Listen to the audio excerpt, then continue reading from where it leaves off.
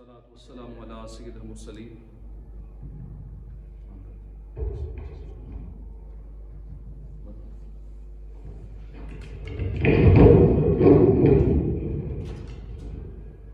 الحمد لله رب العالمين والصلاة والسلام على سيد المرسلين أما بعد فأعوذ بالله من الشيطان الرجيم بسم الله الرحمن الرحيم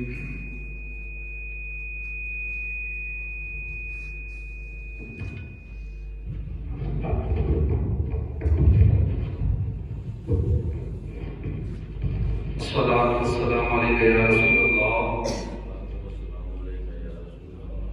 وعلى آلك وأصحابك يا حبيب الله الصلاة والسلام عليك يا نبي الله وعلى آلك وأصحابك يا نور الله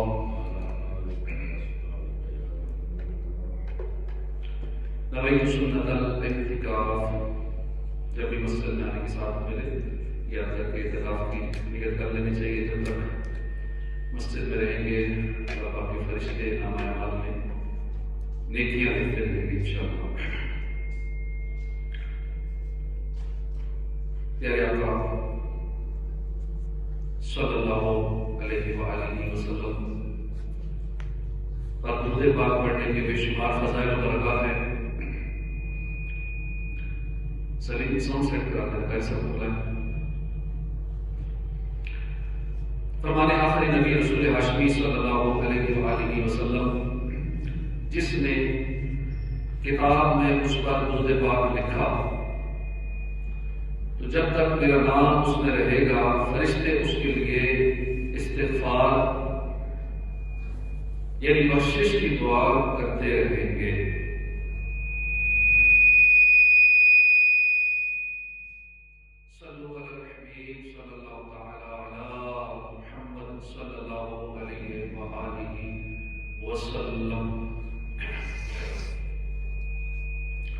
تیسری صدی ہجری کے بزرگ ایک گزرے ہیں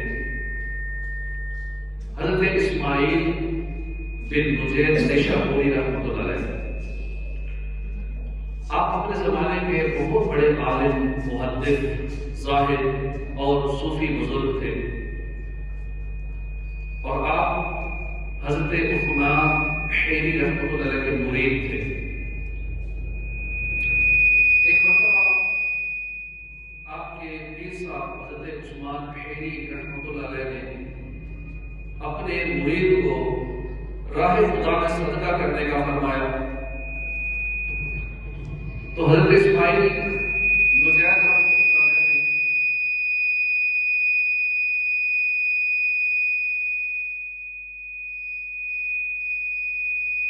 فوراً اپنے پیر صاحب کو 2000 درہم پیش کر دیے.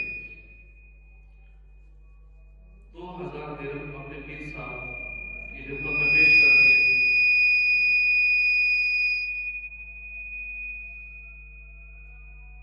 شیخ عثمان ابو عثمان حیری رحمۃ اللہ علیہ اپنے مرید کامل کی سخاوت سے بہت خوش ہوئے. لوگوں کو جب پتہ چلا لوگوں نے بڑی تعریف کی کہ انہوں نے 2000 درہم اللہ کی راہ میں خرچ کیے. حضرت اسماعیل بن نجید نے جب دیکھا کہ میرا عمل ظاہر ہو گیا ہے لوگ میری تعریفیں کر رہے ہیں اور ہر طرف میرا چرچا ہو گیا ہے تو آپ کو دلی صدمہ ہوا. چنانچہ آپ کی سب کی خدمت میں حاضر ہوئے. آپ نے عرض کے حضور میرے 2000 واپس کر. میں ابھی راہ خدا میں خرچ نہیں کرنا چاہتا. اس صاحب نے جب یہ عجیب معاملہ دیکھا تو اس وقت تو پیسے واپس کر دیے. جب لوگوں کو پتا چلا اس بات کا تو لوگوں نے برا بلا کہنا شروع کر دیا کہ اللہ کے نام دے کے پھر یہ واپس لے رہے ہیں. آپ نے لوگوں کی کوئی پرواہ نہیں کی. لوگ باتیں کرتے رہے گھر چلے گئے رقم لے کر. جب رات ہوئی تو حضرت عثمان حیری رحمۃ اللہ علیہ تنہائی میں تشریف لے گئے تو اب مرید کامل حضرت اسماعیل بن نجید پیر صاحب کی خدمت میں حاضر ہوئے اور وہی 2000 اپنے پیر صاحب کو رات کے اندھیرے میں تنہائی میں پیش کر دیے اور عرض کی کہ میرا نام کسی پر ظاہر مت کیجیے گا۔ حضرت عثمان غنی رحمۃ اللہ علیہ نے اپنے مرید کامل کی یہ بات سنی تو آپ کی آنکھوں میں آنسو آ گئے اور فرمایا کہ اسماعیل تیری ہمت کو سلام، بنا دے مجھے نیکوں کا صدقہ، گناہوں سے ہر دم بچا یا الہی، میرا ہر عمل بس تیرے واسطے ہو، کر اخلاص ایسا عطا یا الہی۔ دیکھا آپ نے ہمارے بزرگان دین کیسے اخلاص کے خوگر ہوتے تھے، اپنی نیکیاں چھپانے کا کس قدر جذبہ رکھتے تھے۔ ہماری نیکی ضائع ہو جائے، ہماری تعریفیں ہونے لگے، ہماری واہ ہونے لگے، ہم خوش ہوتے ہیں، اور پھر بھرے مجمع میں اگر اعلان ہو جائے کہ فلاں صاحب نے اتنے پیسے اللہ کی راہ میں دیے ہیں تو ہم خوش ہوتے ہیں۔ سوشل میڈیا پر وائرل ہو جائے، اخبار میں اشتہار لگ جائے، ہمیں خوشی ہوتی ہے، ہم بھولے نہیں سمجھ، مگر قربان جائیے ان نیک لوگوں کی سوچ پر، ان کی ہمت پر، ان کے اخلاص پر قربان جائیے کہ یہ لوگ خالص اللہ کی رضا کے لیے عبادت کیا کرتے تھے، نیکیاں اللہ کی رضا کے لیے کرتے تھے۔ اول تو یہ نیکی ضائع ہی نہیں ہونے دیتے تھے، پھر اگر اپنی کوشش کے بغیر کسی وجہ سے اگر نیکی ظاہر ہوتی تو ان کو صدمہ ہوتا تھا، دکھ ہوتا تھا، ہماری نیکی ظاہر کیوں ہوگی۔ یہ لوگوں کی تعریفیں، ہماری واہ واہ، ہماری نیک نامی، یہ ہماری نیکی کا بدلہ نہ ہو جائے۔ راتی زاری کر کر روتے، نیند عقیدی دھوندے، فجری ہوگنہار کھاندے سوتی نیویں۔ یہ ہے اللہ پاک کی شان۔ اللہ پاک اپنے نیک لوگوں کا صدقہ ہے، ہم گناہگاروں کو بھی اخلاص کی دولت عطا فرمائے۔ اللہ پاک کے ولی کامل قرآن کریم میں جن کی علم و حکمت کا بیان ہے، قرآن پاک میں کے نام کی پوری سورت ہے سورہ لقمان، یعنی حکیم لقمان جن کو کہا جاتا ہے رحمۃ اللہ علیہ۔ آپ نے اپنے بیٹے کو نصیحت کرتے ہوئے فرمایا بیٹا ریاکاری یہ ہے کہ تم نیکی کا بدلہ دنیا میں طلب کرو، حالانکہ نیک لوگ آخرت کے لیے نیکیاں کرتے ہیں۔ بیٹے نے عرض کیا ابا جان ریاکاری کا علاج کیا ہے؟ فرمایا نیکیوں کو چھپانا۔ بیٹے نے پھر عرض کی کہ نیکیوں کو کیسے چھپایا جا سکتا ہے؟ بیٹے کے سوال کے جواب میں حضرت لقمان رحمۃ اللہ علیہ نے دو باتیں ارشاد فرمائی۔ فرمایا کہ وہ نیکیاں جن کا اظہار ضروری ہے ان میں اخلاص کے ساتھ داخل ہو، جیسے نماز یہ ظاہر ہو جاتی ہے، چھپ کے نہیں پڑھ سکتے، مگر یہ نیکی نماز پڑھنا، فرض نمازیں باجماعت ادا کرنا، یہ واجب ہے نماز کو مسجد میں جماعت کے ساتھ ادا کرنا، اسی طرح حج ہے، عمرہ ہے، یہ بھی بہت اعلیٰ نیکیاں ہیں، لیکن ظاہر ہے حج کرنے جائیں گے لوگوں کو پتہ چل جائے گا، نماز پڑھنے جائیں گے لوگوں کو پتہ چل جائے گا، لہٰذا ایسی تمام نیکیاں جن کا اظہار ضروری ہے یا جو نیکیاں چھپ کر کی ہی نہیں جا سکتی، تو ایسی نیکیاں صرف اور صرف اللہ کی رضا کے لیے کی جائیں، واہ واہ کی تعریف کی خواہش دل میں نہ رکھی جائے۔ اسی طرح اس طرح کی نیکیوں میں اس کو یوں ہی نیکیاں چھپانا کہا جائے گا کہ دل میں خواہش نہ ہو کہ میری لوگ مجھے نمازی کہیں، لوگ مجھے حاجی کہیں، میں عمرہ کرنے جا رہا ہوں تو لوگوں میں میری عزت ہو، یہ دل میں خواہش نہ ہونا ہی اسے چھپانا کہہ جائے گا۔ دوسرے نمبر پر حضرت لقمان حکیم نے فرمایا کہ وہ نیکیاں جو چھپ کر کی جا سکتی ہیں، جیسے تہجد ہے، نفل نمازیں ہیں، صدقہ و خیرات کرنا،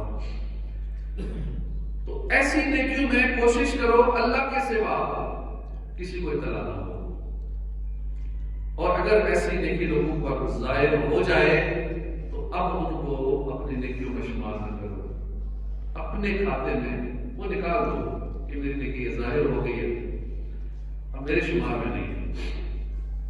عطا کر دے اخلاص کی مجھ کو نعمت، نہ نزدیک آئے ریا یا الہ۔ حضرت عبداللہ بن عباس فرماتے ہیں کہ ایک مرتبہ ایک شخص بارگاہ رسالت میں حاضر ہوا، عرض کیا یا رسول اللہ میں اللہ کی رضا کے لیے نیک اعمال کرتا ہوں، اور میری نیت یہی ہوتی ہے جب میں کوئی بھی نیک عمل کرتا ہوں،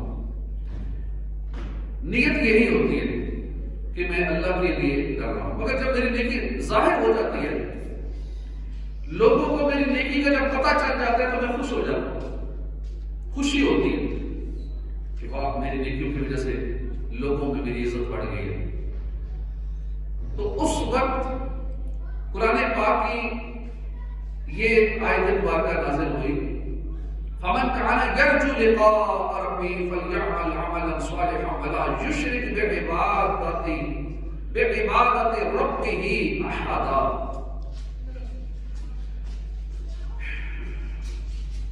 قرآن کریم کی یہ آیت مبارکہ جب نازل ہوئی کہ تو جو اپنے رب سے ملاقات کی امید جو رکھتا ہو، تو جو اپنے رب سے ملاقات کی امید رکھتا ہو اسے چاہیے نیک کام کرے اور اپنے رب کی عبادت میں کسی کو شریک نہ کرے۔ اس آیت کریمہ سے معلوم ہوا کہ ہر وہ شخص جو اللہ پہ ایمان رکھتا ہے، ہر وہ شخص جو قیامت پر ایمان رکھتا ہے کہ ایک دن یہ دنیا فنا ہو جائے گی، جس کا یہ ایمان ہے، جس کا یہ ایمان ہے کہ مخلوق کو دوبارہ زندہ کیا جائے گا، قیامت قائم ہوگی، تمام مخلوق کو میدان محشر میں جمع کیا جائے گا، سب اگلے پچھلے اللہ کے حضور حاضر ہوں گے۔ جو جنت کو مانتا ہے، جو جہنم کے عذابات پر یقین رکھتا ہے، جو دل سے یہ اقرار کرتا ہے کہ ایک روز قیامت آئے گی، حساب لیا جائے گا، نیک لوگوں کو اللہ کی رحمت سے جنت کا داخلہ نصیب ہوگا، بدکار اور گناہگار جن پر اللہ کا غضب ہوگا وہ جہنم میں داخل ہوں گے، جہنم کے دردناک عذاب میں گرفتار ہوں گے۔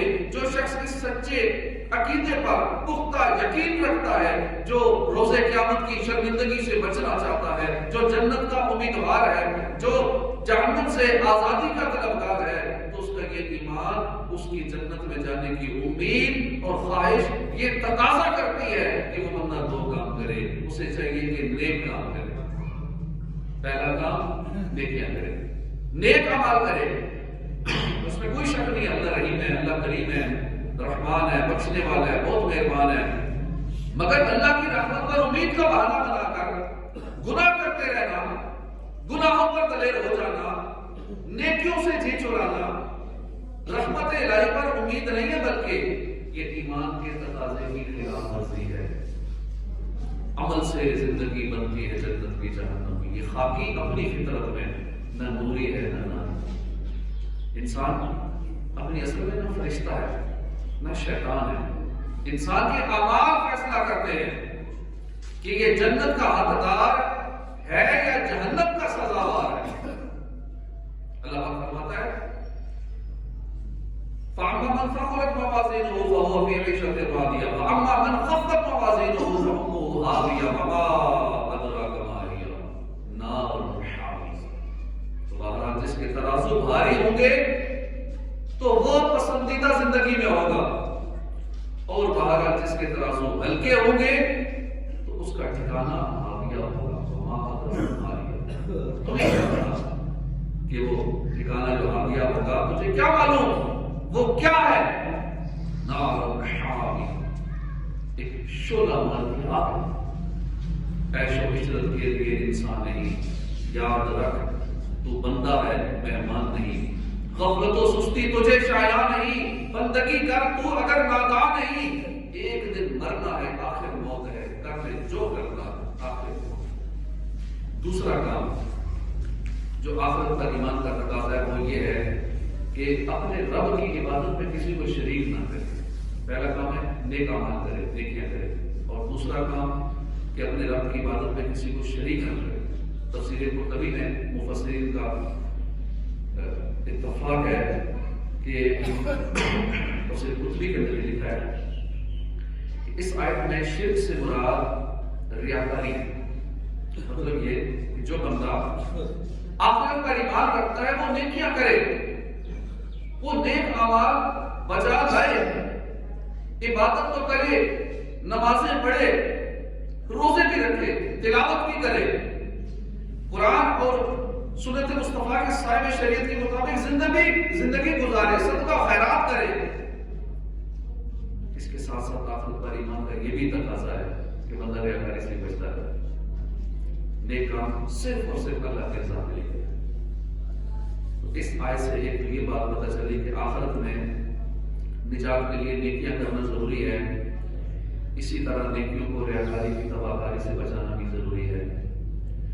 یہاں دوسری بات قابل غور ہے کہ اس آیت میں ریاکاری کے لفظ شرک استعمال ہوا، اس میں ریاکاری کی سنگینی کی طرف اشارہ ہے کہ ریاکاری ہے تو گناہ، لیکن یہ وہ گناہ ہے جو شرک کے مشابہ ہے، اتنا یہ سنگین گناہ ہے۔ اللہ پاک ہمیں ریاکاری سے بچائے۔ ایک مرتبہ ابو سعید خدری فرماتے ہیں کہ ہم آپس میں دجال کے حوالے سے گفتگو کر رہے تھے، اتنے میں آقا صلی اللہ علیہ وسلم تشریف لائے، فرمایا کیا میں تمہیں دجال سے بھی زیادہ سخت فتنے کے بارے میں نہ بتاؤں؟ یا رسول اللہ وہ کون سے دجال سے بھی زیادہ سخت فتنہ؟ میرے آقا صلی اللہ علیہ وسلم نے ارشاد فرمایا شرک خفی یعنی ریاکاری، اس کو شرک خفی بھی کہتے ہیں، یہ دجال سے بھی زیادہ خطرناک۔ ہر وہ کام جو اللہ کی رضا کے لیے کیا جائے وہ عبادت کہلاتا ہے، جو بھی کام اللہ کی رضا کے لیے کیا جائے وہ عبادت کہلاتا ہے۔ اگر کوئی بندہ اسی کام کو اللہ کی رضا کے علاوہ کسی اور ارادے سے کرے تو یہ ریاکاری ہے۔ مثلا نماز پڑھنا عبادت ہے، اگر کوئی بندہ نماز پڑھتا ہے تو بہت اچھا کام، عبادت والا کام ضروری ہے، مگر اللہ کی رضا کے لیے نہیں پڑھتا، لوگوں کو دکھانے کے لیے نماز پڑھتا ہے تو وہ ریاکار ہے۔ ریاکاری کی دو بنیادی صورتیں ہیں، ایک صورت تو یہ کہ بندہ دکھاوے ہی کے لیے نیک کام کرے، مثلا وہ نماز پڑھتا ہے اسے نمازی کہا جائے اس لیے پڑھتا ہے، روزہ رکھتا ہے کہ اسے روزہ دار کہا جائے، صدقہ و خیرات کرتا ہے اسے سخی کہا جائے۔ اسی طرح بندہ نیکی کرنے سے پہلے یا نیکی کرنے کے دوران یہ ریاکاری کا شکار ہو، یہ ریاکاری کی پہلی صورت ہے۔ اسی طرح ریاکاری کی ایک دوسری صورت بھی ہے، وہ یہ کہ بندہ نیکی کا کام دکھاوے کے لیے نہ کرے، اخلاص کے لیے کرے۔ شروع کرنے سے پہلے بھی اخلاص کی نیت تھی، نیکی کرنے کے دوران بھی اخلاص کی نیت تھی، اس کا مقصد یہ تھا کہ میری بابا ہو، عزت مرتبہ ملے، اخلاص کے ساتھ کرے، خالص اللہ کی رضا کے لیے کرے۔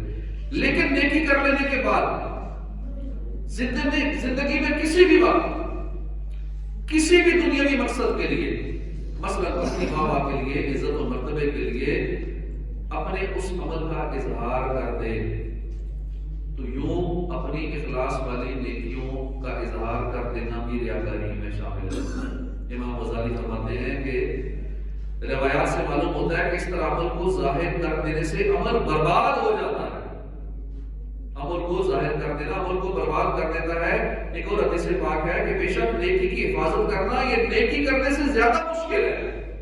بے شک آدمی نیکی کرتا ہے تو اس کے لیے تنہائی میں کی گئی ایک نیکی کے ساتھ 70 گنا اضافہ لکھ دیا جاتا ہے۔ تنہائی میں ایک نیکی کرے گا، 1 لاکھ اللہ کی راہ میں خرچ کرے گا، 70 لاکھ لکھ دیا جائے گا۔ دیکھو تنہائی میں کر رہا ہے، صرف اللہ کی رضا کے لیے کر رہا ہے۔ پھر شیطان اس کے ساتھ لگا رہتا ہے کہ کسی طرح یہ اس کی نیکی ضائع کروا دو، جو اس نے اللہ کی راہ میں خرچ کیا اس کا ضائع کروا دیا جائے۔ شیطان اپنی کوشش کرتا رہتا ہے یہاں تک کہ بندہ اپنی نیکی کا اظہار کر دیتا۔ چنانچہ 70 گنا جو اضافہ ہوا تھا، 70 لاکھ کا اس کو ثواب مل گیا تھا، لکھ دیا گیا تھا، اب سارا وہ مائنس ہو جاتا ہے، وہ سارا 70 گنا والا مٹا دیا جاتا ہے۔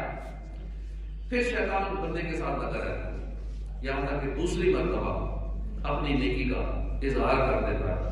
بندے کی خواہش ہوتی ہے کہ نیکی کا تذکرہ کیا جائے، میری نیکی کا ذکر ہو کہ یہ کام ماشاءاللہ یہ فلاں نے کروایا تھا، یہ مسجد فلاں نے بنائی تھی، یہ مسجد کا کام فلاں نے کروایا تھا، یہ ماہانہ مسجد کے اخراجات یہ چلا رہا سارے، یہ تو ماہانہ بل یہی دے رہا ہے، یہ تو یہ کر دل میں خواہش ہوتی ہے، پتہ بھی چلے کسی کو میں بھی کچھ کر رہا ہوں، میں نے بھی کچھ کروایا ہے، یہ کارپیٹ میں نے بچھوا دی ہے، یہ پنکھے میں نے لگوا دیے ہیں، میں فلاں مدرسے کو میں چلا رہا ہوں۔ دل میں خواہش ہوتی ہے پتہ تو چلے نا، ایک نام بھی ہوگی معاشرے میں، محلے میں، اور ہوگی، تو یہ خواہش اس کے دل میں ہوتی ہے۔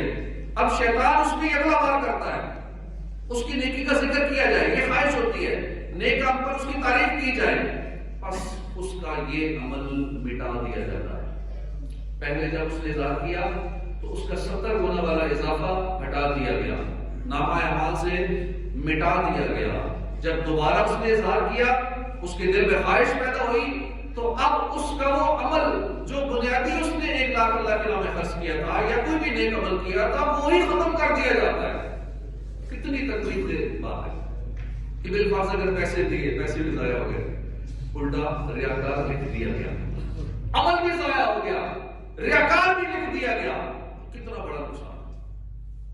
بندے کو چاہیے کہ اللہ سے ڈرے، اپنے دین کی حفاظت کرے، بے شک ریاکاری کی شرک ہے۔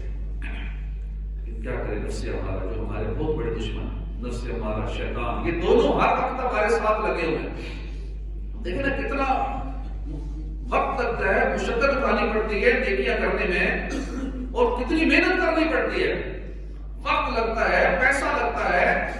مثلا تہجد پڑھنی ہے تو نیند کی قربانی دینی ہے، پھر سردی ہے تو بعض کا سردی میں ٹھنڈے پانی سے وضو بھی کرنا ہے، نیند قربان کرنی ہے، آرام قربان کرنا ہے، نماز پڑھنے کے لیے کاروبار چھوڑنا ہے، اپنے کاروبار سے وقت نکالنا ہے، کام کاج چھوڑنا ہے۔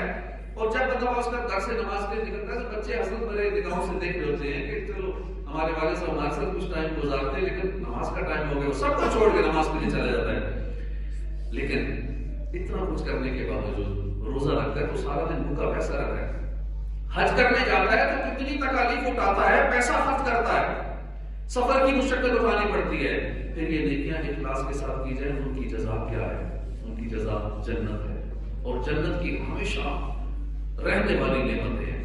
اللہ کا دیدار ہے اس کی جزا، اور اللہ کے دیدار سے بڑھ اور کیا نعمت؟ سب سے بڑی نعمت جنت کے اللہ کا دیدار ہے۔ یعنی نیکی اتنی قیمتی ہوتی ہے، اب بندہ اگر تھوڑی سی لذت کے لیے کہ لوگ مجھے ذرا پروٹوکول دیں، لوگ میری قدر کریں، لوگوں میں میری عزت ہو جائے، تھوڑا مزہ ہی آتا ہے، ایک لذت ہی ہے، ایک لذت کے لیے اپنی نیکیاں ضائع کر دیں، اپنے لاکھوں روپے ضائع کر دیں، اپنی وہ اتنی مشقت سے کی ہوئی نیکی ضائع کر دیں لوگوں کی خاطر۔ اور آج کل ایسے ہی ہے، نفس ہمارا جو ہے وہ تعریف کر دیتا ہے، شیطان بڑا چالاک ہے، اور تو نیکیاں کرنے نہیں دیتا، اگر کوئی نیکی ہو جائے تو اس نیکی کو ضائع کروانے کے درپے ہو جاتا ہے، ریاکاری کروا کے اس نیک عمل کو ضائع کروا دیتا ہے۔ ایک بزرگ تھے سفیان ثوری رحمۃ اللہ، کسی کے یہاں دعوت پہ گئے، تو جس کے یہاں دعوت پہ گئے تھے تو انہوں نے اپنے خادم سے کہا، ملازم سے کہا کہ اچھا وہ برتن لاؤ جو میں نے دوسری بار حج پہ گیا تھا وہ لے کے آیا تھا، اس میں کھانا لاؤ۔ آپ نے فرمایا کہ انہیں ایک جملے میں 2 حج ضائع کر دیے۔ پہلے دور میں کتنی مشقت سے پیدل اونٹوں پہ گھوڑوں پہ سفر کرتے ہوں گے، لیکن ایک جملہ بولا اور اپنی اتنی محنت، انہیں 2 حج اگر قبول شدہ ہیں وہ ضائع کر دیے۔ تو اللہ پاک ہمیں ریاکاری سے بچائے۔ نفس بدکار نے دل پر یہ قیامت توڑی، عمل نیک کیا بھی تو چھپانے نہ دیا۔ اور کسی کتنی نقصان کی بات ہے، اتنی مشقت اٹھائیں، نیکیاں کریں اور سب کچھ ضائع ہو جائے۔ قرآن پاک میں اس کی ایک مثال سے سمجھایا گیا ہے۔ قرآن پاک میں ارشاد فرمایا سورہ بقرہ کے اندر، کیا تمہیں کوئی یہ پسند کرے گا کہ اس کے پاس کھجور اور انگوروں کا ایک باغ ہو جس کے نیچے نہریں بہتی ہوں، اس کے لیے ہر قسم کے پھل ہوں، اسے بڑھاپا آ جائے اور اس کا حال یہ ہو کہ وہ کمزور اور نادما ہو، تو ان بچے اس کے بچے بھی ہوں، پھر اس میں باغ میں ایک بگولا آئے جس میں آگ ہو، سارا باغ جل جائے۔ اللہ تم سے اسی طرح اپنی آیتیں کھول کر بیان کرتا ہے تاکہ تم غور و فکر کرو۔ یہ ایک مثال ہے۔ اب ہمیں سے ہر ایک اس مثال کو سامنے رکھ کے غور کرے، ذرا آنکھیں بند کر کے اپنے آپ کے متعلق ذرا تصور باندھیے۔ مثلا ہم تصور کریں ہم بوڑھے ہو چکے ہیں، بازوؤں میں طاقت نہیں ہے، جسم میں طاقت نہیں ہے، زیادہ محنت والا کام نہیں کر سکتے، چھوٹے چھوٹے بچے ہیں وہ بھی کما نہیں سکتے، محنت مزدوری نہیں کر سکتے، اور بچوں کی پرورش کا واحد سہارا ہم ہے، ہماری ایک دکان ہے، اسی سے آمدنی آتی ہے، سارے اخراجات اسی سے چلتے ہیں، کوئی اور سورس آف انکم نہیں ہے، سیلز مین آتے ہیں مال دے جاتے ہیں، ہم آرام سے بیٹھ کے مال سیل کر لیتے ہیں، نظام زندگی چل رہا ہے، اچانک ہمارا وہ کاروبار تباہ ہو جاتا ہے، دکان کو آگ لگ جاتی ہے، سارا سامان جل کر راکھ ہو جاتا ہے، ایک ہی جینے کا سہارا تھا، جو بھی ہمارا سورس آف انکم تھا وہ سب ختم ہو گیا، کچھ نہ رہا۔ اب اس حالت میں کتنا صدمہ ہوگا، کیسی تکلیف ہوگی، رہ رہ کے ننے بچوں کا خیال آئے گا، تکلیف ہوگی، آنسو نکلیں گے، کیسا غم کا پہاڑ ٹوٹے گا۔ اب اسی تصور کو آخرت کی طرف موڑ دیجیے۔ ہم نے دنیا میں کئی سال گزارے ہیں، ساری زندگی نمازیں پڑھتے رہے، روزے رکھتے رہے، صدقہ و خیرات بھی کرتے رہے، نیک اعمال کرتے رہے، تہجد بھی پڑھتے رہے، اشراق و چار نوابین کی نمازیں بھی پڑھتے رہے، اور حج بھی کیے، عمرے بھی کیے، نیکیوں پر نیکیاں کرتے چلے گئے، اپنے طور پر بہت نیک اعمال کیے، نامہ اعمال نیکیوں سے بھرا ہوا سمجھ رہے تھے۔ اچانک موت کا فرشتہ آیا، روح قبض کر لی گئی، کوہرام مچ گیا۔ کتنا نیک آدمی تھا، دنیا سے چل بسا، ہر آنکھ نم ہے، آہیں بلند ہو رہی ہیں، آخر ہمیں کفن پہنا دیا گیا، نماز جنازہ ادا کر دی گئی، ہمیں اندھیری قبر میں اتار دیا گیا، تنہا چھوڑ کر لوگ غمگین دل کے ساتھ واپس چلے گئے، تعریفیں کرتے ہوئے، ہماری نیکیوں پر واہ واہ کرتے ہوئے گھروں کو چلے گئے۔ اب ہم ہیں اور ہمارے اعمال ہیں۔ اب اس تنہائی میں، وحشت کے عالم میں، قبر کے اندھیرے میں پتہ چلے کہ جو ہم نے نیکیاں کی تھی وہ تو برباد ہو گئی، وہ تو ریاکاری کی نظر ہو گئی۔ وہ لمبی لمبی ہماری نمازیں، وہ تہجد، وہ اوابین، وہ اشراق و چاٹ، وہ اللہ کی راہ میں خرچ کرنا، وہ گرمیوں کے روزے رکھنا، وہ حج اور عمرے کرنا، وہ خون پسینے کی کمائی جو اللہ کی راہ میں خرچ کی تھی، مسجد کی تعمیر میں حصہ ڈالا تھا، دینی مدرسے پر خرچ کیا تھا، زندگی بھر محنت کر کے، مشقت اٹھا کے، ایک ایک کر کے نیکیاں جمع کی تھی، امید تھی کہ چلو مرنے کے بعد یہ نیکیاں کام آئیں گی، بھروسہ تھا قبر میں یہ کام آئیں گی، عذاب قبر سے بچائیں گی، سخت اندھیری رات کو روشن بنائیں گی۔ مگر افسوس، سب کا افسوس، اب قبر میں پہنچے ہیں تو پتہ چلا کہ وہ تو ساری ضائع ہو چکی ہیں، ریاکاری کا شکار ہو چکی ہیں، ساری محنت برباد کر لی ہم نے۔ اب اعمال نامے میں تو کوئی نیکی نہیں، ریاکاریاں۔ اللہ بچائے، اگر ایسا ہو گیا قبر کی اس تنہائی میں، اس وحشت میں ہم پر کیا گزرے گی، کیسا غم کا پہاڑ ٹوٹے گا، کیسی حسرت ہوگی۔ اس وقت لوگ ہماری تعریفیں کرتے بھی رہے تو ہمیں کیا فائدہ؟ لوگ کہتے رہے بڑا نیک آدمی تھا، مسجد بنوائی تھی، اتنے کروڑوں روپیہ مدرسوں پہ لگایا تھا، اللہ کی راہ میں اتنا خرچ کرتا تھا، تو ان کی تعریفیں ہمارے کس کام آئیں گی؟ ہمارا تو سب کچھ برباد ہو گیا۔ کچھ میرے بچنے کی صورت کیجیے، اب تو جو ہونا تھا مولا ہو۔ اللہ پاک ہمیں ریاکاری کی تباہکاری سے بچائے۔ اللہ ہمیں نیک اعمال کرنے کی اور پھر ان نیک اعمال کو بچانے کی توفیق عطا فرمائے۔ قیامت والے دن کہا جائے گا کہ اے بدکار، اے دھوکے باز، اے کافر، اے نقصان اٹھانے والے، تیرا عمل خراب ہو گیا، تیرا اجر برباد ہو گیا، آج تیرے لیے کوئی حصہ نہیں۔ قرآن پاک میں 27ویں بارے میں ارشاد ہوتا ہے، تو آپ اپنے جانوں کو ستھرا نہ بتاؤ، وہ خوب جانتا ہے جو پرہیزگار ہے۔ اللہ جانتا ہے کون نیک ہے، اللہ جانتا ہے کون پرہیزگار ہے، کون تہجد گزار ہے، کون نیک آدمی ہے، کون کثرت سے تلاوت کرتا ہے، کون صدقہ و خیرات کرتا ہے۔ اللہ جو سب کا خالق ہے، تمام جہانوں کا پالنے والا ہے، جو ہمارا رازق ہے، جس نے نیکیوں کی جزا دینی ہے، جو ہمارا بھی مالک ہے، جنت کا بھی مالک ہے، وہ جانتا ہے ہم میں سے کون نیک ہے، صحیح واقعی کون نیک ہے، یہ رب جانتا ہے۔ تو اللہ پاک جب جانتا ہے تو ہم نے نیکی کی ہے تو باقی کسی اور کو بتانے کی ضرورت کیا ہے؟ جس کے لیے نیکی کی ہے وہ تو جانتا ہے، پھر اوروں کو کیوں بتایا جائے؟ اظہار کرنے کی حاجت ہے کیا؟